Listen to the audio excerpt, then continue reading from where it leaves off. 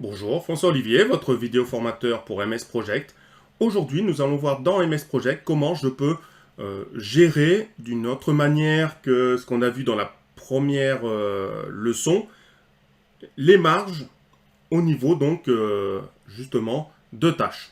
Donc pour cela, je vais créer par exemple des tâches. Donc je vais passer en mode automatique. Et ici, je vais dire, j'ai la tâche 1 qui dure 3 jours. Voilà. J'agrandis un peu pour qu'on voit un peu mieux. Et j'ai la tâche 2. Voilà. Qui dure 4 jours. On peut lier les deux. Voilà. Et je souhaite dire que la tâche 1 a de la marge. Alors, on avait vu que je pouvais utiliser dans la première leçon une tâche manuelle. C'était une solution. Ici, on va voir une autre solution. Donc, je vais passer dans l'information de la cellule, de la tâche. Donc, soit je clique dans l'onglet tâches sur information, soit je peux directement avec un double clic.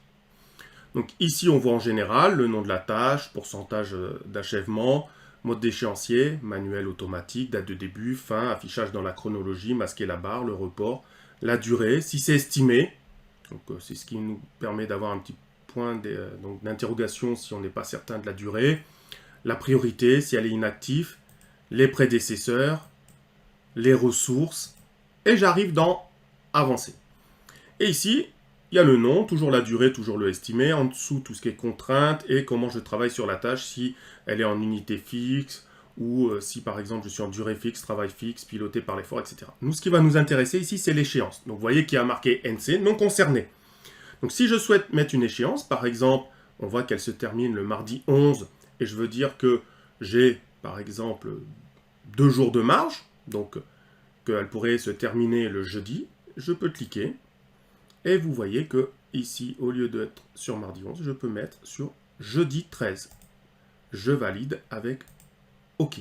Et là, dans mon diagramme de Gantt, apparaît une petite flèche verte.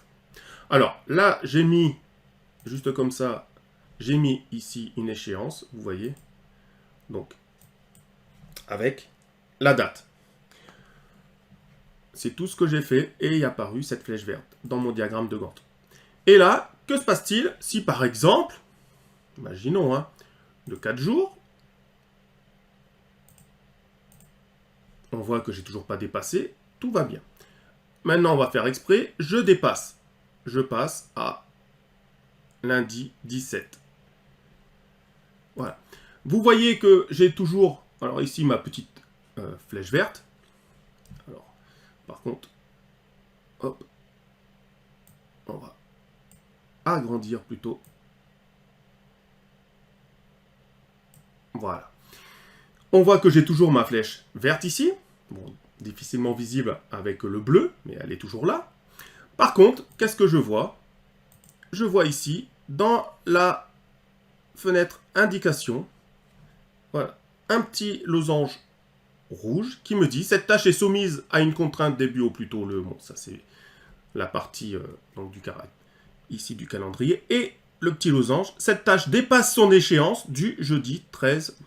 Donc, ce qui me permet de voir que ici, j'ai dépassé clairement la date limite que je m'étais fixée de marge. Donc, si je reviens à 4 jours, voilà. Et on voit que ça a disparu.